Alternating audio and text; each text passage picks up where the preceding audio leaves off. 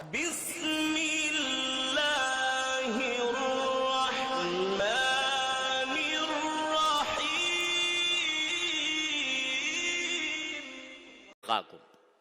تم میں سب سے زیادہ فضیلت والا اور اللہ تعالیٰ کے یہاں عزت والا وہ ہے جو تم میں سب سے بڑھ کر متقی ہو۔ یہ جب بیٹھ جائے دل میں تو کسی کی حقارت دل میں نہ آئے۔ یہ سارے جو دوسرے لوگوں کے ہم عیوب تلاش کرتے پھرتے ہیں اور ان کا تذکرہ کرتے ہیں، جن کا ذکر پیچھے سورہ حجرات میں آیا کہ مذاق اڑا رہے ہیں کسی کا، کسی کو برے نام سے یاد کر رہے ہیں، کسی کو تانے دے رہے ہیں، کسی کے تجسس میں پڑے ہوئے ہیں، کسی کی غیبت کر رہے ہیں،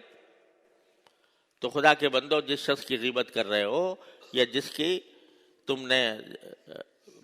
کا تم نے مذاق اڑایا ہے یا برے نام سے اس کو یاد کیا ہے، کیا پتہ اللہ تبارک و تعالیٰ کیا اس کا کیا مقام ہو۔ بعض اوقات ایسا بھی ہوتا ہے کہ ایک آدمی کو آپ دیکھ رہے ہیں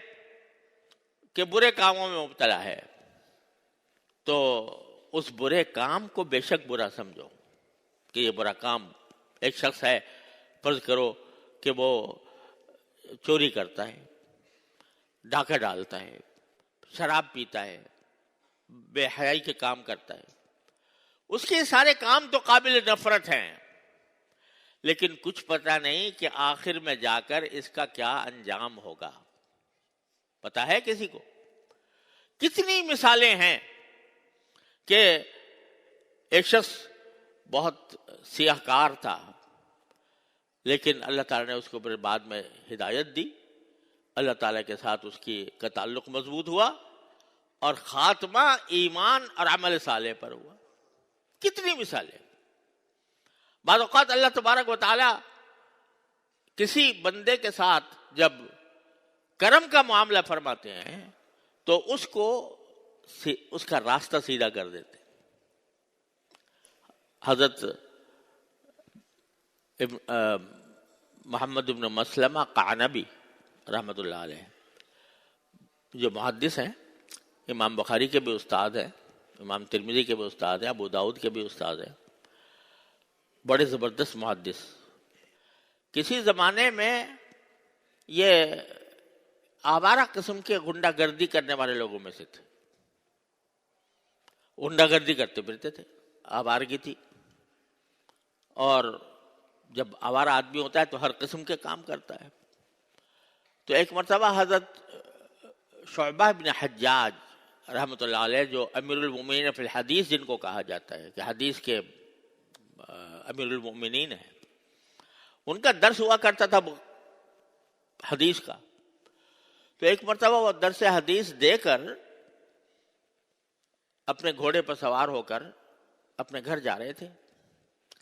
راستے میں حضرت شعبہ بن حجاج، راستے میں وہ آدمی یہ مل گئے محمد بن مسلمہ قعنبی بھنڈے کی شکل میں، اور آ کر باگ پکڑ لی گھوڑے کی اور کہا تم سارے دنیا کو حدیثیں سناتے ہو، مجھے حدیث سناؤ۔ یہاں ایک محدث ہے، وہ جا رہا ہے گھوڑے پر، تو بالکل غنڈہ گردی کے انداز میں، دادا گیری کے انداز میں وہ باغ پکڑی اور کہا کہ تم ساری دنیا کو حدیثیں سناتے ہو، مجھے بھی سناؤ۔ تو حضرت شعبہ نے کہا بھائی یہ طریقہ نہیں ہوتا ہے حدیث سننے کا، نہیں سنانا پڑے گا، سناؤ مجھے کوئی۔ تو حضرت شعبہ نے ان کو حدیث سنا دی، یہ ظالم تستحی فاصنع ما شئت، یہ حدیث کہ جب تمہارے اندر حیا نہ رہے تو جو چاہو کرتے پھرو۔ بس یہ حدیث سننی تھی کہ دل پر چوٹ لگ گئی، ساری غنڈہ گردی چھوڑ دی اور اپنے سارے گناہوں سے تائب ہوئے اور جا کر ان کے درس حدیث میں ان کے شاگرد بنے، یہاں تک کہ اب امام بخاری کے استاد ہیں، امام ابو داؤد کے استاد ہیں، بڑے بڑے محدثین کے استاد۔ تو کچھ پتہ نہیں ہے، کسی آپ غنڈہ گردی کرتے ہوئے کسی آدمی کو دیکھو تو سوچو کہ بھئی یہ تو ایسے ہی غلیظ آدمی ہے، اور اس کے اوپر تہمت لگانا، اس